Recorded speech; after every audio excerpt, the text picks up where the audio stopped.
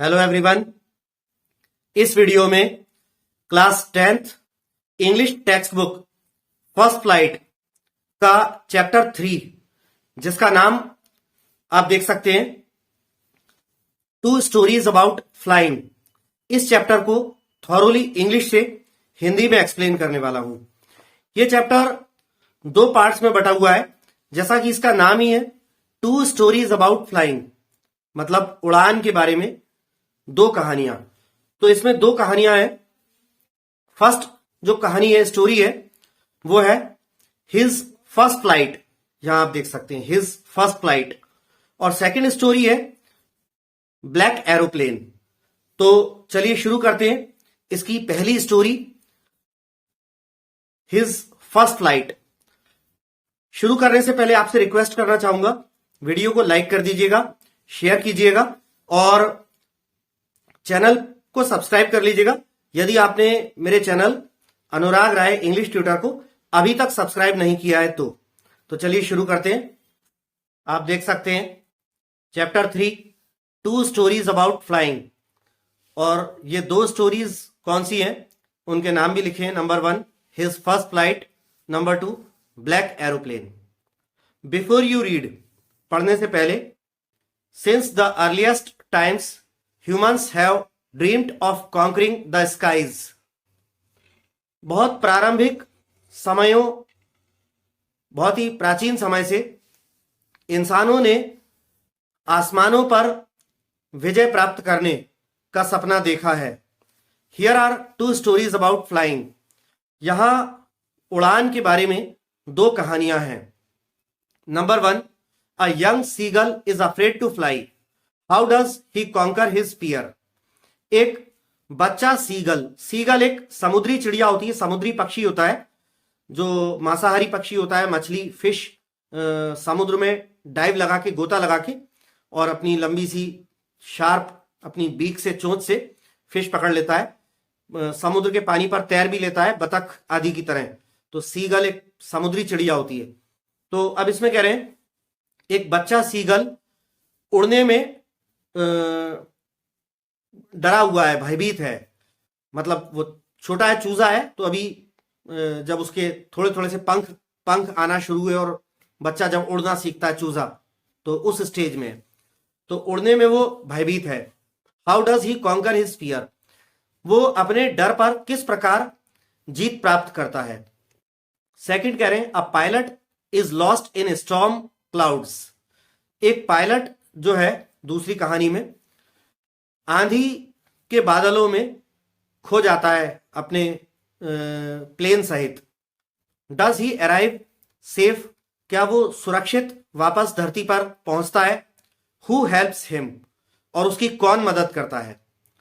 तो पहली स्टोरी दिख रही है हिज फर्स्ट फ्लाइट। इसको हम शुरू करते हैं।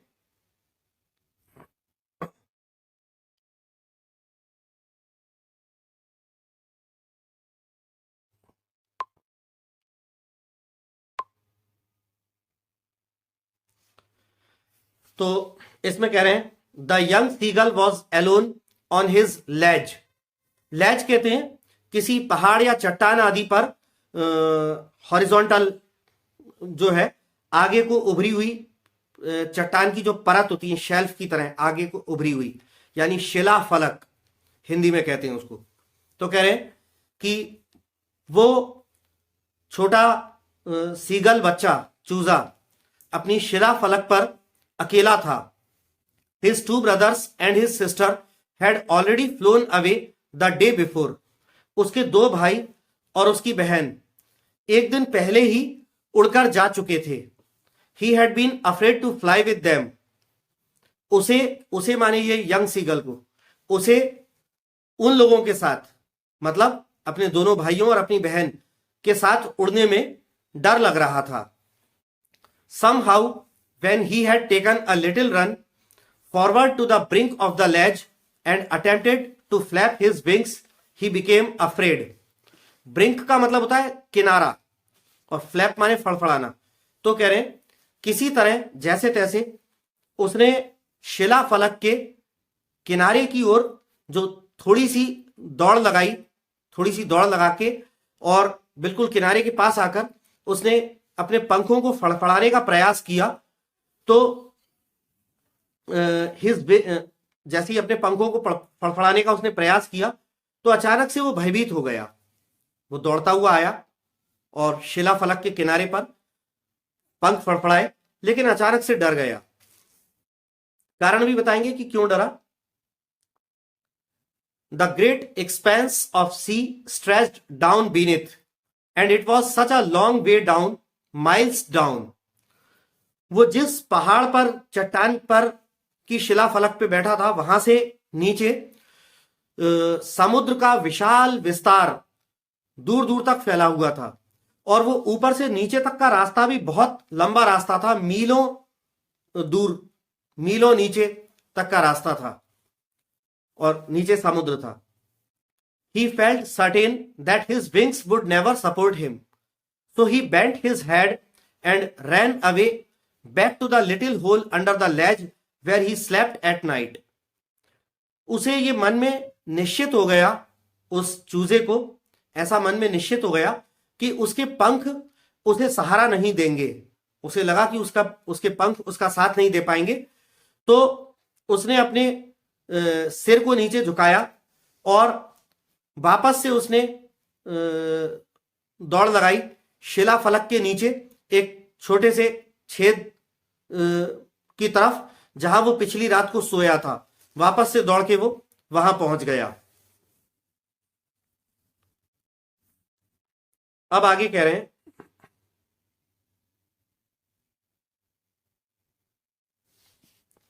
even when each of his brothers and his little sister, whose wings were far shorter than his own, ran to the brink, flapped their wings and flew away, he failed to muster up courage to take that plunge which appeared to him so desperate. तो इसको टुकड़ों में explain कर देता हूं। Even when each of his brothers and his sisters and his little sister, whose wings were far shorter than his own, ये कह रहे हैं कि यहां तक कि उसके दोनों भाई और उसकी छोटी बहन, उस यंग सीगल चूजे की छोटी बहन, उसके दोनों भाई और उसकी छोटी बहन, वो छोटी बहन जिसके पंख इस चूजे के अपने पंखों से भी ज्यादा छोटे थे, वो तीनों भी दौड़कर शिलाफलक के किनारे पर दौड़कर चले गए थे।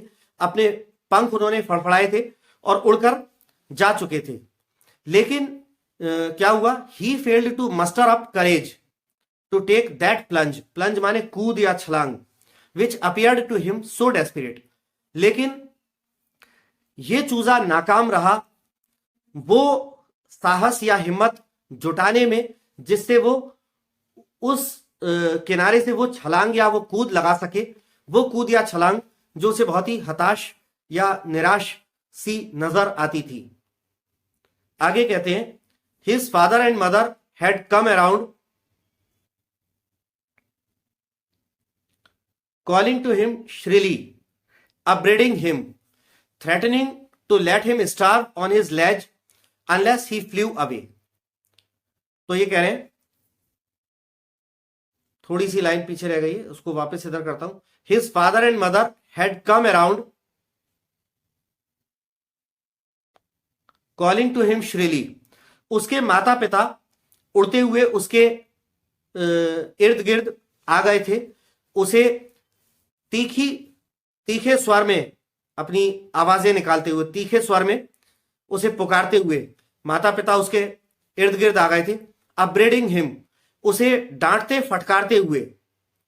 Threatening to let him starve on his ledge unless he flew away, और उसे यह धमकाते हुए कि यदि वो उड़कर नहीं चला जाता है तो उसे वहीं उस शिलाफलक पर भूखा मरने के लिए छोड़ दिया जाएगा।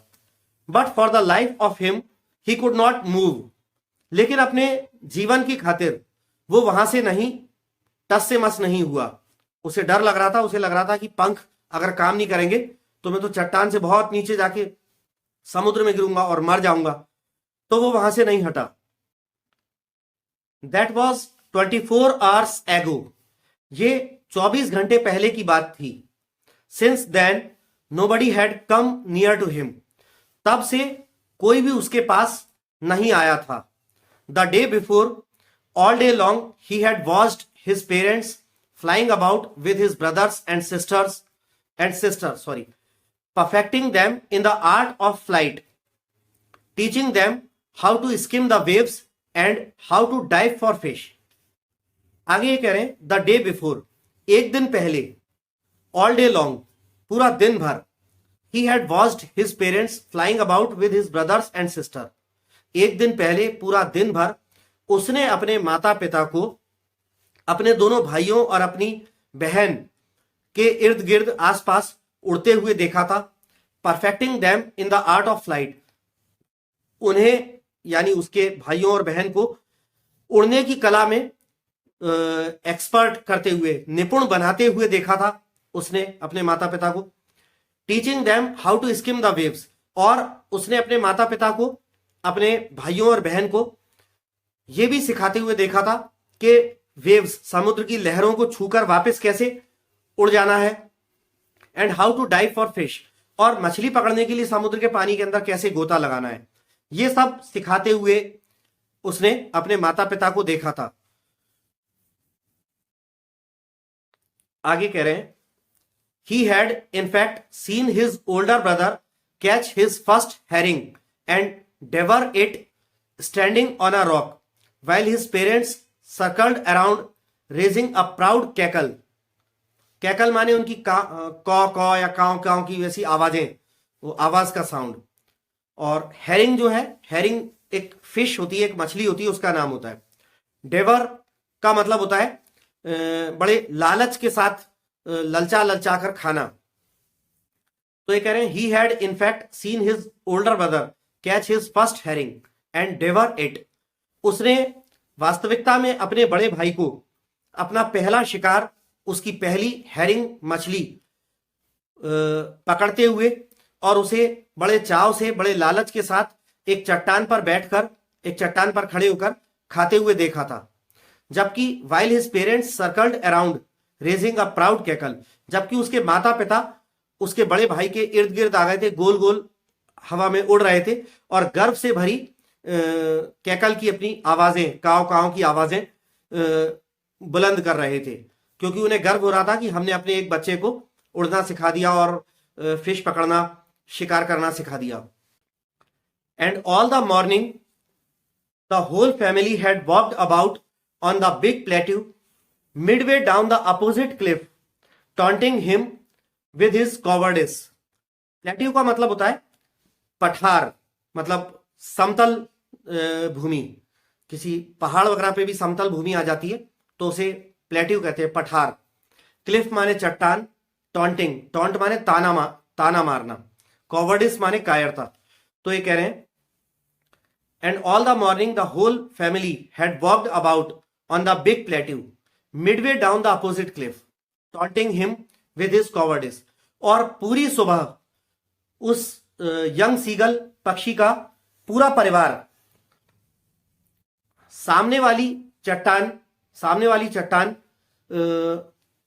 के आधे रास्ते नीचे एक पठार पर, सामने वाली चट्टान के आधे रास्ते नीचे के एक पठार पर, बड़े से पठार पर यहां वहां पैदल घूम रहा था, वॉक कर रहा था। और इस चूजे को, उनके परिवार का ये यंग सीगल, वो चूजा जो उड़ना नहीं सीख पाया था, उसको उसकी कायरता के लिए ताना देता रहा, ताने मारते रहे, उसकी तरफ देखकर कौ कौ करके, जैसे मानो कि उसकी कायरता पर उसे ताने मार रहे हो। The sun was now ascending the sky blazing on his ledge that faced the south. अब सूरज ऊपर आसमान में ऊपर चढ़ रहा था, यानी जैसे जैसे सूरज ऊपर चढ़ता है तो उसकी हीट, उसकी गर्मी तेज होती है। Blazing on his ledge that faced the south, और उसकी शिला फलक जो दक्षिण की तरफ, दक्षिण मुखी थी, उसके ऊपर तपिश डालने लगा सूर्य।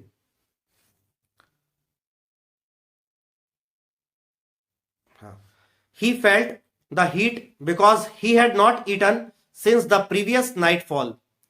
उसे सूर्य की तपिश से गर्मी महसूस होने लगी क्योंकि उसने पिछली रात से कुछ भी नहीं खाया था।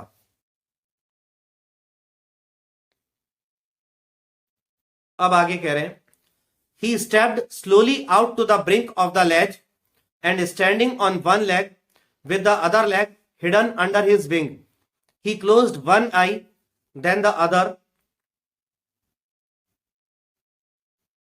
आगे कह रहे हैं, and pretended to be falling asleep.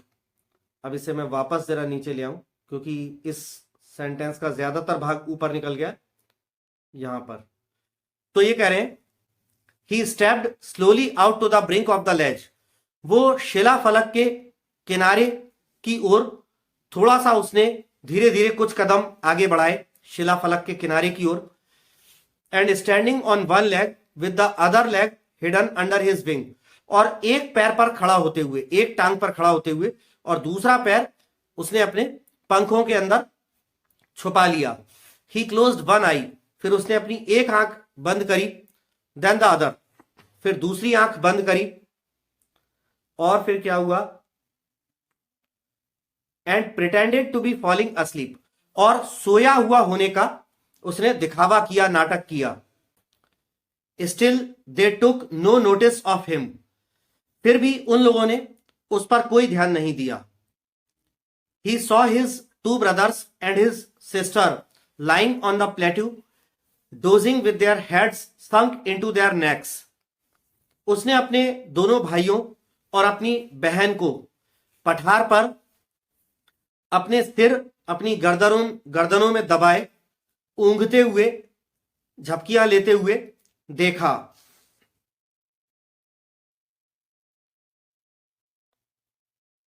इसको थोड़ा सा छोटा कर लेता हूं मैं अपना ये वीडियो।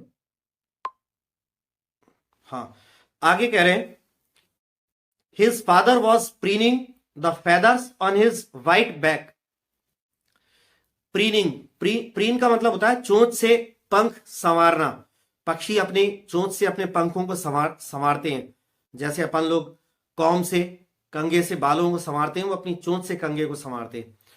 तो उसका पिता अपनी सफेद पीठ पर अपने सफेद पंखों को अपनी चोंच से संवार रहा था।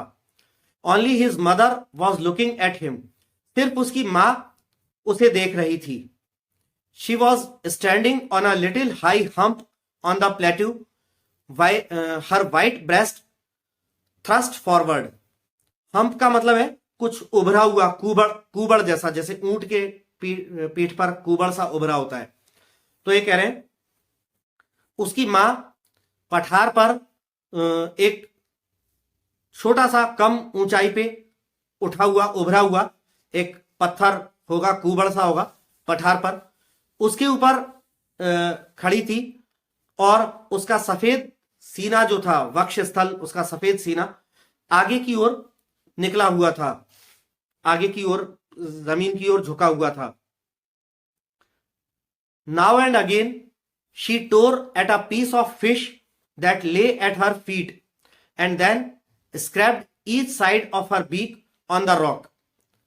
बार बार उसकी मां अपने पैरों में पड़ी हुई एक मछली के टुकड़े को अपनी चोंच से चीरती थी, और फिर चट्टान पर अपनी चोंच को दोनों तरफ से घिसकर उसे घिसती थी।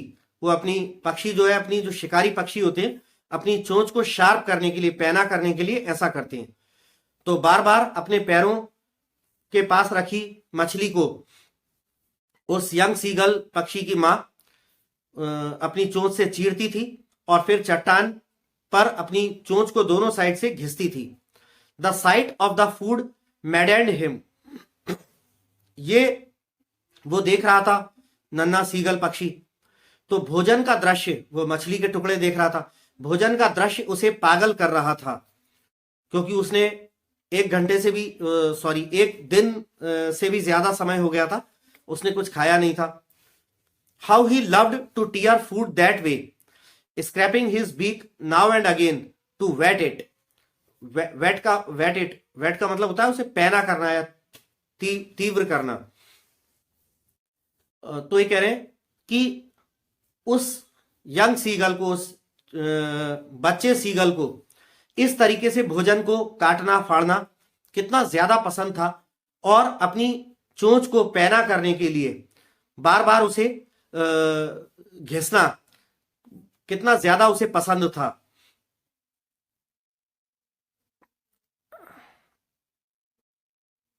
आगे कह रहे हैं, ga ga ga he cried begging her to bring him some food.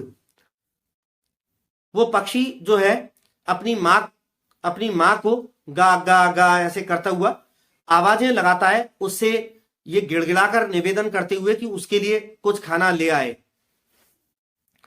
गा कोल आह, she screamed back डिराइसिवली।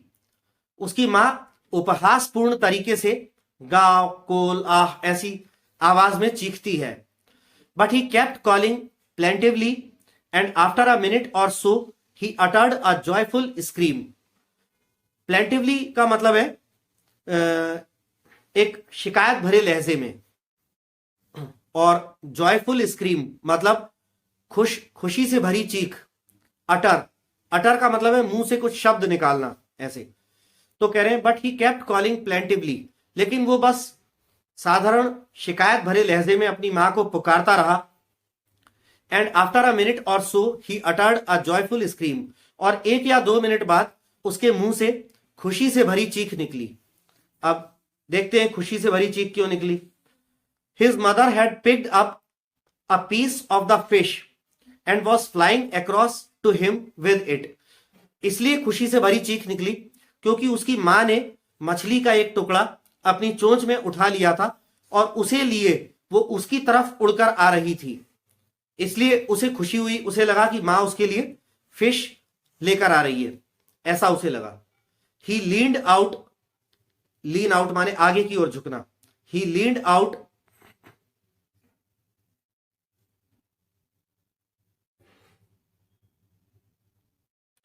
eagerly, tapping the rock with his feet, trying to get nearer to her as she flew across। ये कह रहे हैं कि जब उसकी मां उसके पास से उड़ी, जब उसकी मां उसके पास उड़ती हुई आ रही थी, तो वो अपनी मां के ज्यादा नजदीक पहुंचने की कोशिश करता हुआ चट्टान पर अपने पैरों से थप थप करता हुआ बड़ी उत्सुकता के साथ आगे की ओर झुका, आगे की ओर निकला। But when she was just opposite to him she halted, her wings motionless, the piece of fish in her beak almost within reach of his beak. ये कह रहे हैं लेकिन जब वो उसके ठीक सामने आ गई, उसकी मां उसके बिल्कुल ठीक सामने थी, तब वो अचानक रुक गई।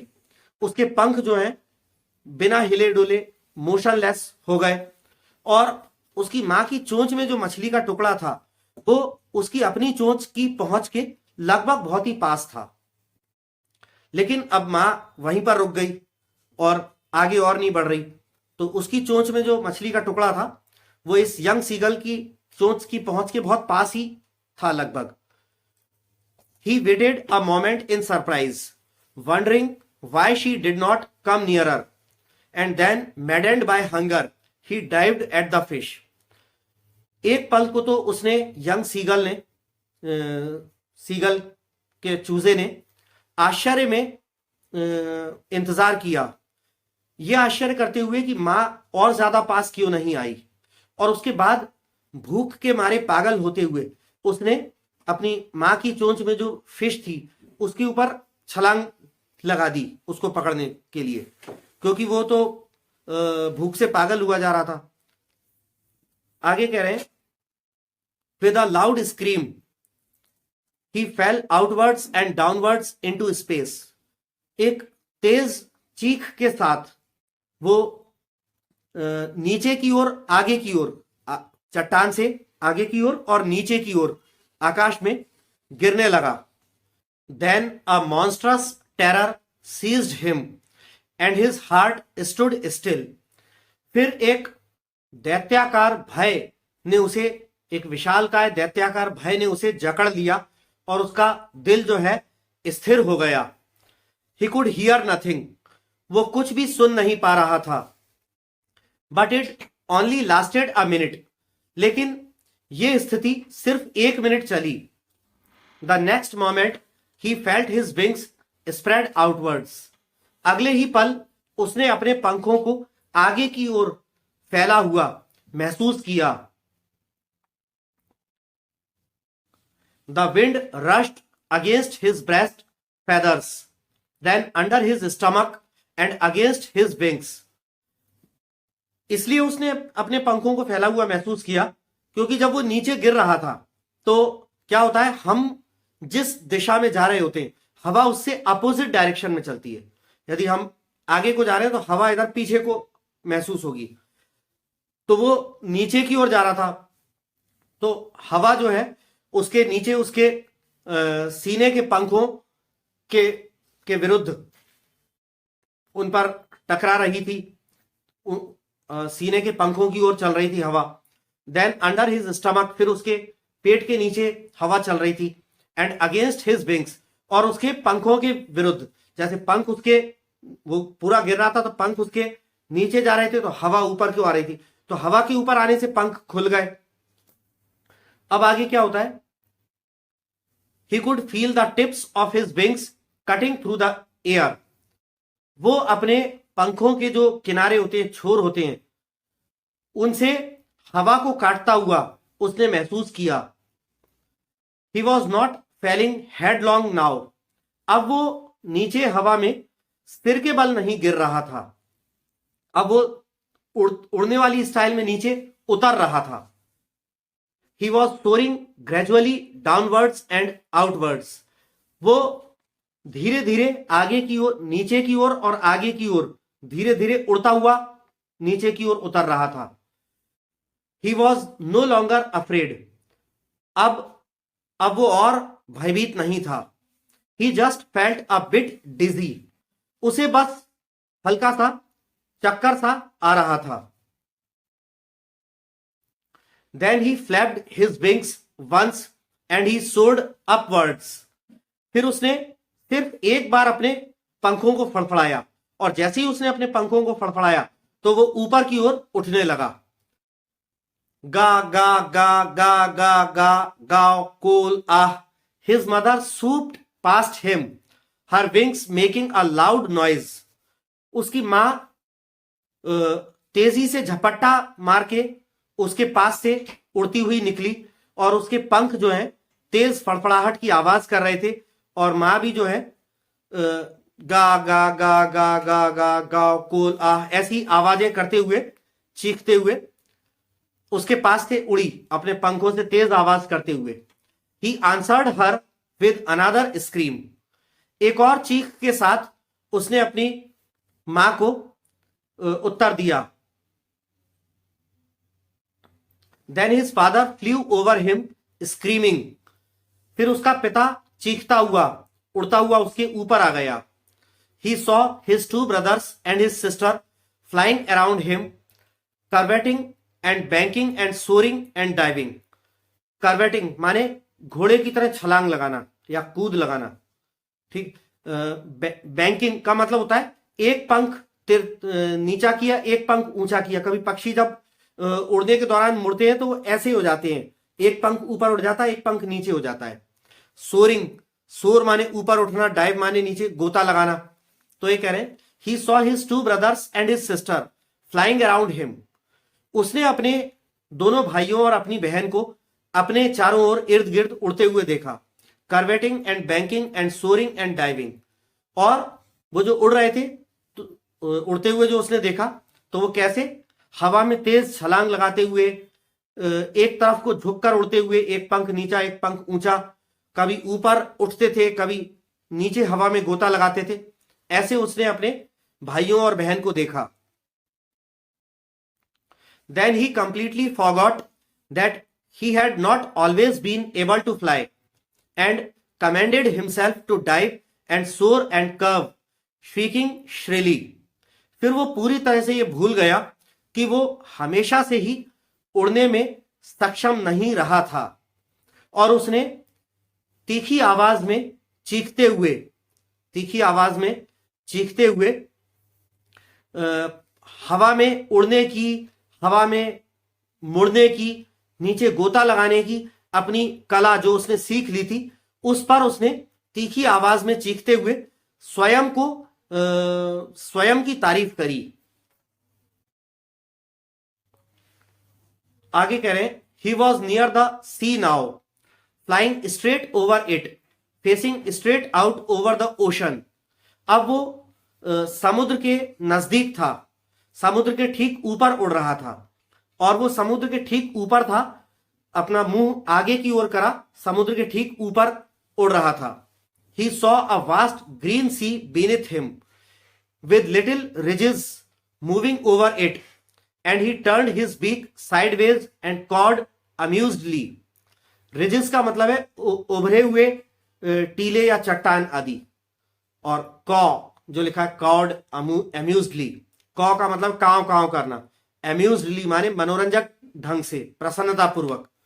तो इसमें कह रहे हैं he saw a vast green sea beneath him, उसने अपने नीचे एक बहुत चौड़ा हरा समुद्र देखा, with little ridges moving over it, और उस समुद्र पर उसके पानी में नीचे से कोई ना के बराबर ही कोई चट्टाने वगैरह कोई उभरी हुई निकली हुई थी। And he turn his beak sideways, और उसने अपनी चोंच को एक तरफ तिरछा मोड़ा और मनोरंजक ढंग से काव काव की आवाज उसने निकाली। His parents and his brothers and sister had landed on this green flooring ahead of him. उसके माता पिता, उसके दोनों भाई और उसकी बहन,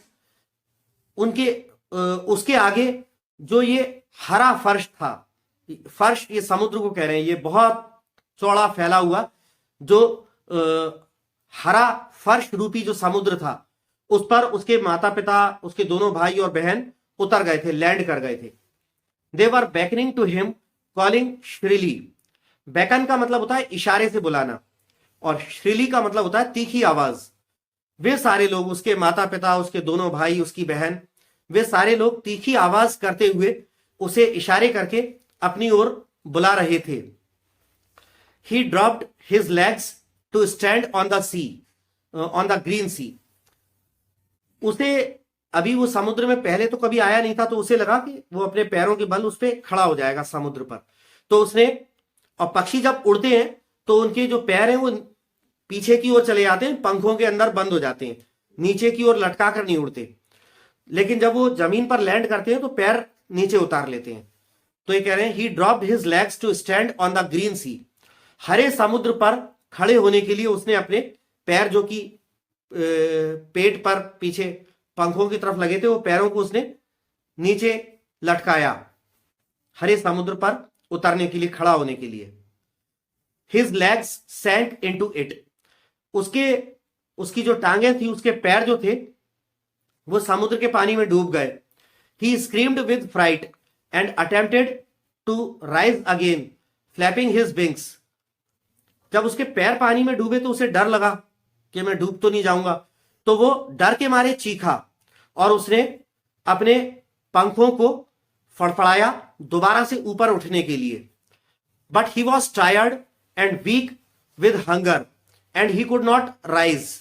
लेकिन वो थका हुआ था और कमजोर था, भूख के मारे थका हुआ भी था और भूख के मारे कमजोर भी था, तो वो पंखों से फड़फड़ाकर ऊपर नहीं उठ पाया। एग्जॉस्टेड का मतलब है थक कर चूर, थका हारा। Exhausted by the strange exercise, और वो इस विचित्र व्यायाम से थक कर चूर हो चुका था। ये उड़ने के अभ्यास में जो इतनी उसका अजीबोगरीब तरह की एक्सरसाइज हो गई थी पहली बार, इससे वो थक कर चूर हो गया था और पंख फड़फड़ाकर दोबारा ऊपर उठ नहीं पाया।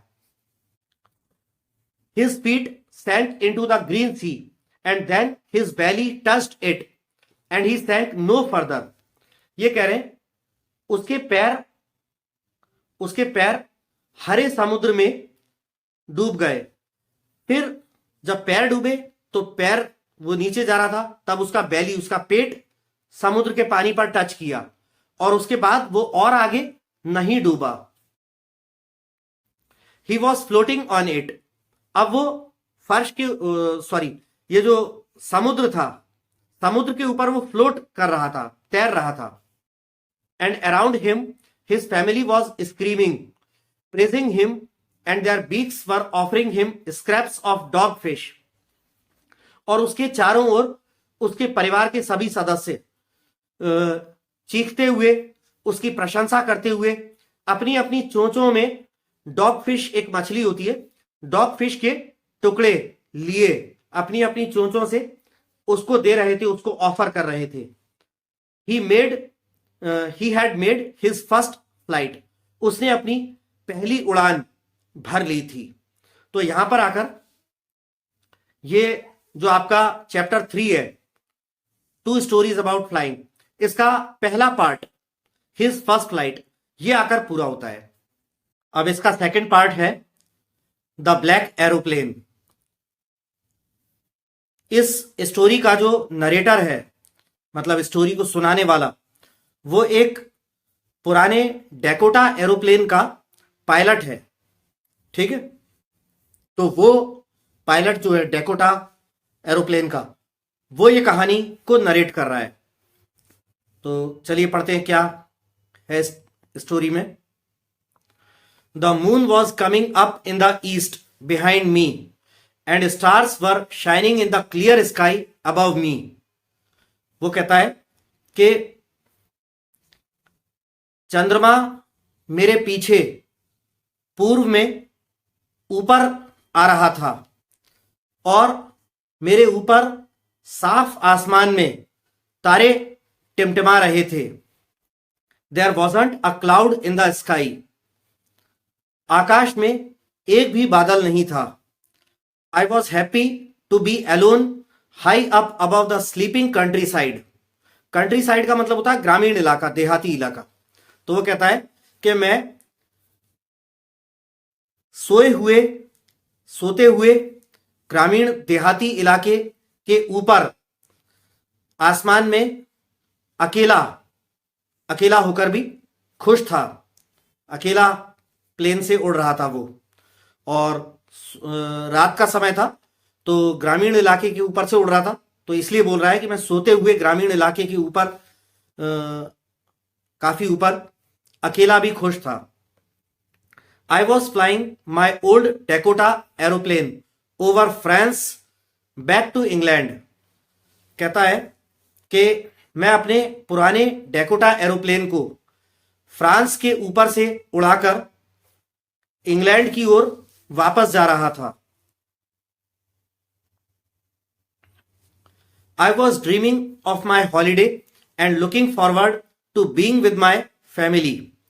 कहता है मैं अपनी छुट्टी का ख्वाब देख रहा था और अपने परिवार के साथ होने का इंतजार कर रहा था।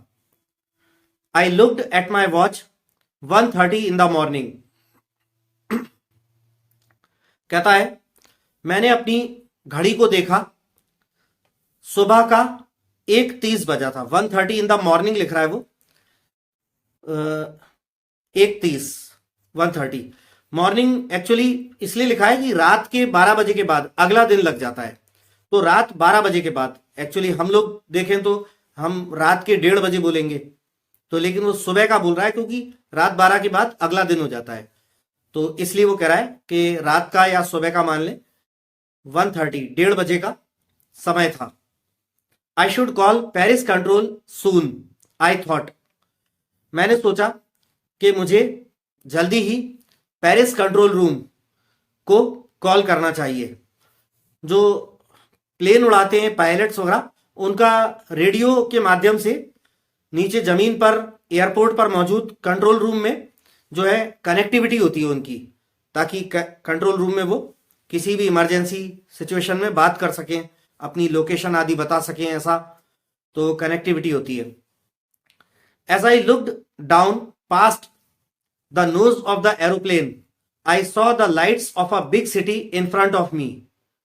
लेखक कह रहा है कि जब मैंने एरोप्लेन की नाक के पास से होकर, यानी एरोप्लेन का नाक यानी आगे का जो बिल्कुल एकदम शार्प सा वो निकला रहता है, उसको वो नोज कह रहा है। एरोप्लेन की नाक के पास से होकर नीचे की ओर देखा तो मैंने अपने सामने किसी बड़े शहर की लाइट्स जो है देखी। I switched on the radio and said Paris control Dakota DS-088 here. मैंने अपना रेडियो चालू किया और कहा Paris control Dakota DS-088 here, can you hear me? क्या आप मुझे सुन सकते हैं? I am on my way to England over. आगे वो बोलता है कि मैं इंग्लैंड जाने के अपने रास्ते पर हूं, समाप्त। यानी उनकी बात पूरी होने पे ओवर बोलते हैं ताकि वहां से दूसरा व्यक्ति अपनी बात शुरू करे। The voice from the radio answered me immediately DS-088 I can hear you.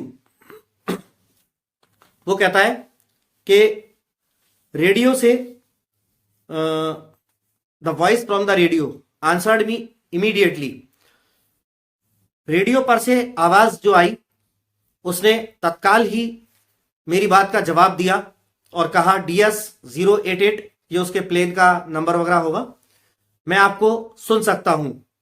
You ought to turn 12 degrees west now DS-088 over.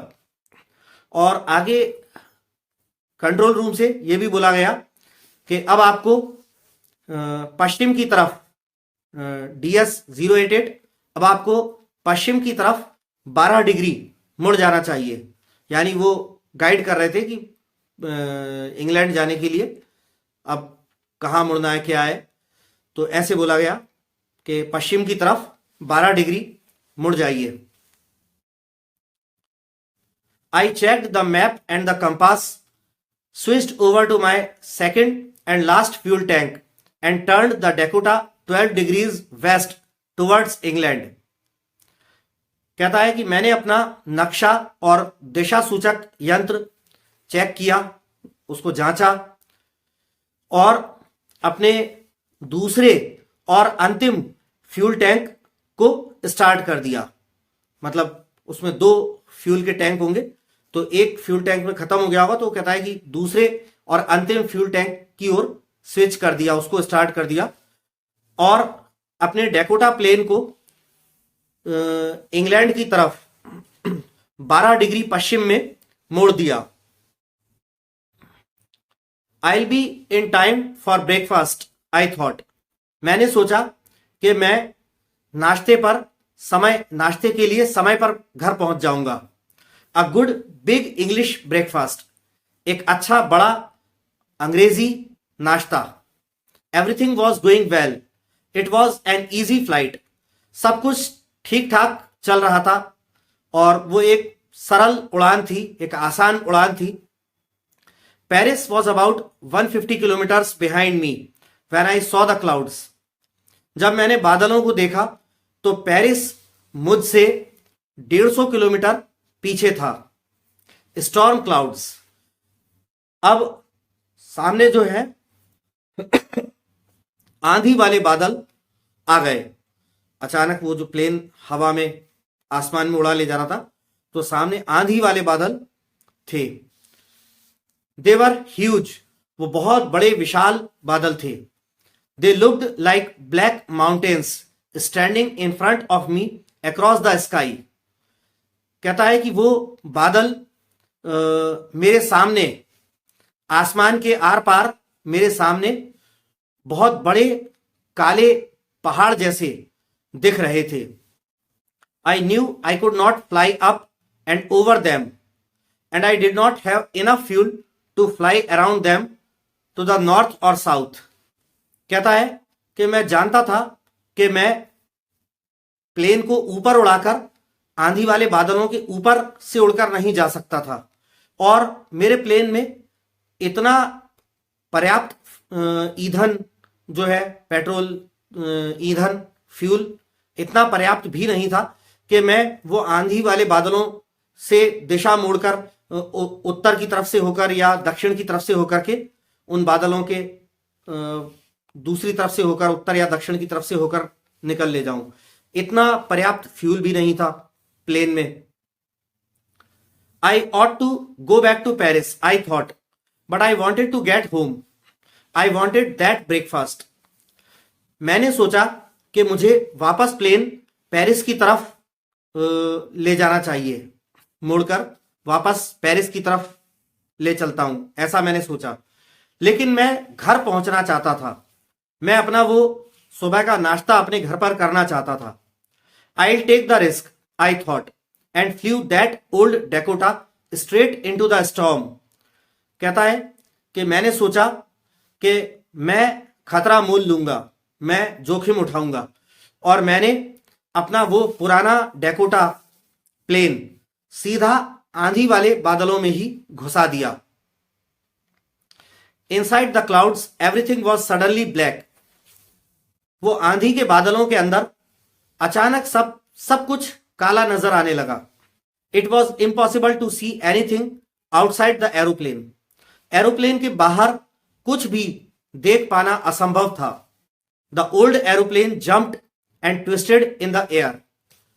वो पुराना हवाई जहाज हवा में हिचकोले मार रहा था, यानी छलांगे लगा रहा था, हवा में हिचकोले ले रहा था और हवा में इधर उधर मुड़ रहा था, हवा के प्रेशर से यहां वहां मुड़ रहा था। I looked at the compass. मैंने दिशा सूचक यंत्र को देखा। I couldn't believe my eyes. मुझे अपनी आंखों पर भरोसा नहीं हुआ। The compass was turning round and round and round. Compass जो है उसकी सुई गोल गोल गोल गोल घूमे जा रही थी। It was dead. वो निष्क्रिय हो चुका था, काम नहीं कर रहा था। It would not work. वो काम नहीं करता क्योंकि वो निष्क्रिय हो गया था। The other instruments were suddenly dead too. Plane के दूसरे जो यंत्र आदि इंस्ट्रूमेंट्स वगैरह थे वो भी अचानक निष्क्रिय हो गए थे। I tried the radio. मैंने रेडियो पर संपर्क साधने की कोशिश करी। Paris control can you hear मी। अब वो रेडियो पर कोशिश करता है, पेरिस कंट्रोल क्या आप मुझे सुन सकते हैं। There was no answer. कोई उत्तर नहीं आया। The radio was dead too. Radio भी निष्क्रिय हो चुका था। I had no radio, no compass and I could not see where I was. मेरे पास रेडियो नहीं था, अब मेरे पास कंपास नहीं था, दिशा सूचक यंत्र नहीं था, और मैं ये भी नहीं देख सकता था कि मैं कहां पर था। I was lost in the storm. मैं आंधी में खो गया था, भटक गया था। Then in the black clouds quite near me I saw another aeroplane. फिर काले बादलों में बिल्कुल मेरे पास मैंने एक और दूसरा हवाई जहाज देखा। It had no lights on its wings but I could see it flying next to me through the storm. वो कहता है कि उसके उस दूसरे एरोप्लेन के पंखों पर कोई लाइट्स नहीं थी, मगर मैं देख सकता था कि वो आसमान से वो आंधी के बादलों में से होता हुआ मेरे बगल में ही उड़ रहा था, मेरे पास में ही उड़ रहा था। I could see the pilots face turn towards me. मैं उस दूसरे प्लेन के पायलट का चेहरा अपनी तरफ मुड़ा हुआ देख पा रहा था। I was very glad to see another person. मैं एक और व्यक्ति को देखकर बहुत खुश हुआ। He lifted one hand and waved. उसने एक हाथ उठाया और हवा में हिलाया, वेव किया, माने जब अपन किसी का ध्यान आकर्षित करने के लिए टाटा बाय बाय वाला हाथ हिलाते हैं, तो कहता है कि उसने एक हाथ उठाकर हिलाया मेरी तरफ। Follow me, he was saying follow me. और वो हाथ के इशारे से मुझे ऐसा कह रहा था कि मेरे पीछे आओ, मेरे पीछे आओ। He knows that I am lost I thought he is trying to help me. अब ये पायलट सोचता है, ये अपना वही नरेटर जो है ओल्ड डेकोटा प्लेन को उड़ाने वाला, ये कहता है कि मैंने सोचा उस पायलट के बारे में कि वो जानता है कि मैं खो गया हूं, भटक गया हूं। वो मेरी मदद करने की कोशिश कर रहा है। He turned his aeroplane slowly to the north in front of my Dakota so that it would be easier for me to follow him. उसने अपना हवाई जहाज धीरे से उत्तर की ओर मेरे डैकोटा प्लेन के आगे मोड़ दिया। मेरे डैकोटा प्लेन के आगे धीरे से उत्तर की ओर उसने अपना प्लेन मोड़ दिया ताकि मेरे लिए उसका पीछा करना आसान हो जाए। I was very happy to go behind the strange aeroplane like an obedient child. मैं किसी आज्ञाकारी बच्चे की तरह उस अनजान, उस अजनबी हवाई जहाज के पीछे जाने में बहुत खुश था, क्योंकि उसे लग रहा था, वो बोल रहा है कि उसे लग रहा था कि शायद उस एरोप्लेन के पीछे जाकर वो बच जाएगा, वो उसे गाइड करने के लिए आया है। तो इसलिए बोल रहा है कि मैं किसी आज्ञाकारी बच्चे की तरह उस अनजान एरोप्लेन के पीछे जाने में बहुत खुश था। After half an hour the strange black aeroplane was still there in front of me in the clouds. आधे घंटे के बाद भी वो काला एरोप्लेन, वो अजनबी काला एरोप्लेन बादलों में मेरे सामने था, आधे घंटे के बाद भी। नाउ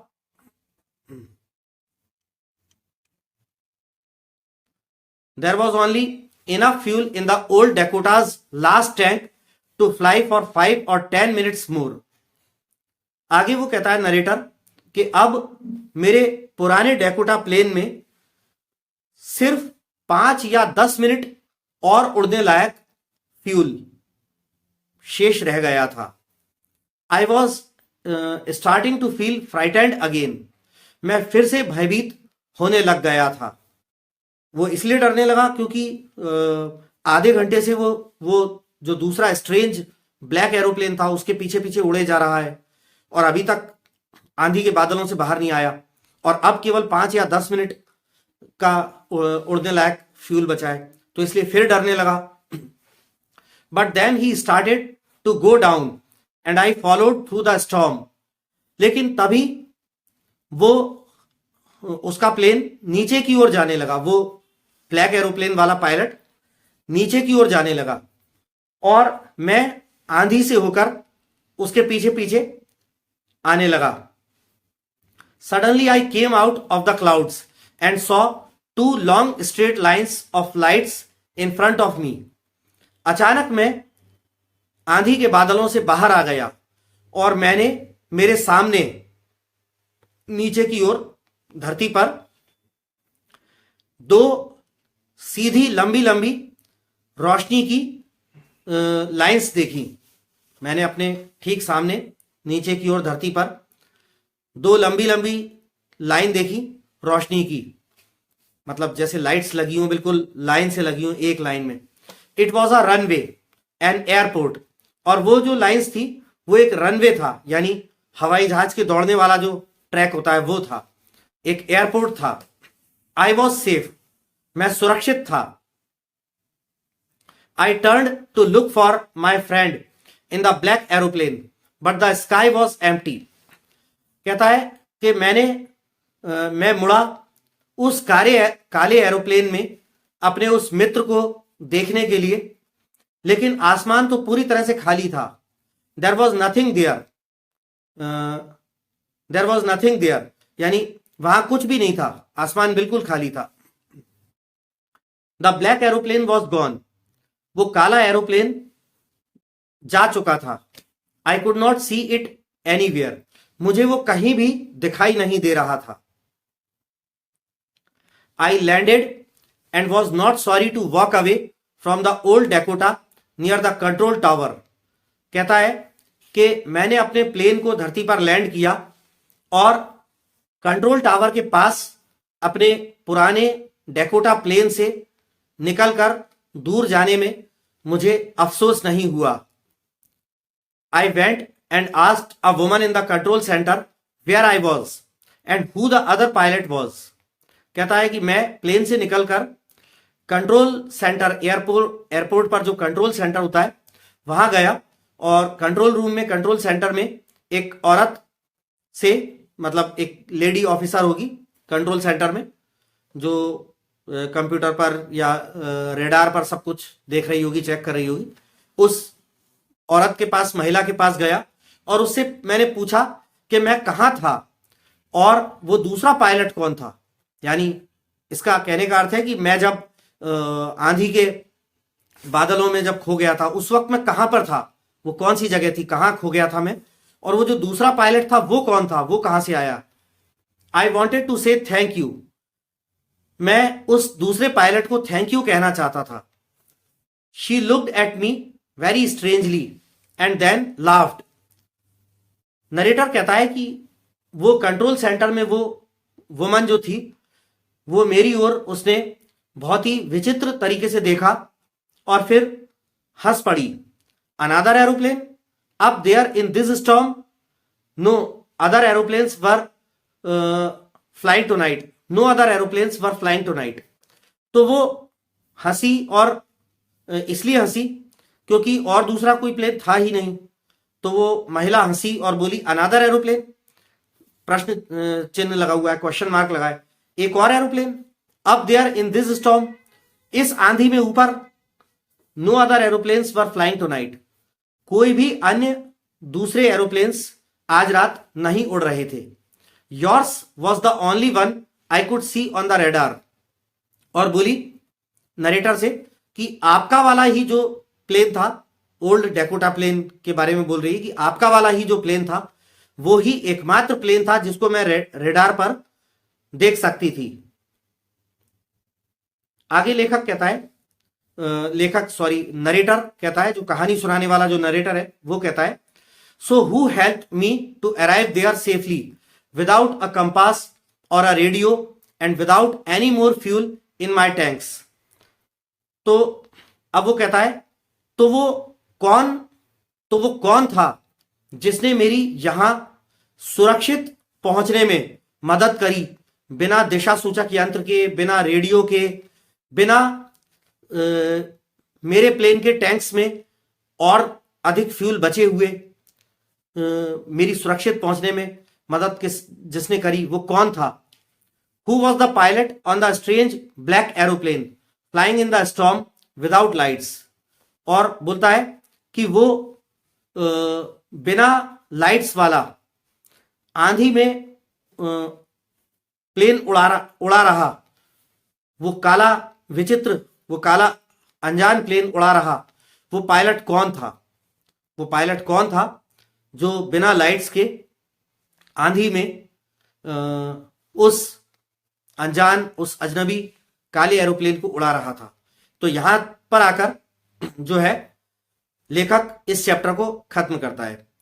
तो यहां पर आकर हमारा फर्स्ट फ्लाइट बुक का third chapter 2 stories about flying पूरा होता है। इसकी दोनों स्टोरीज पूरी हो गई। नेक्स्ट वीडियो में आपके नेक्स्ट चैप्टर के साथ मिलूंगा। तब तक के लिए विदा लेना चाहूंगा।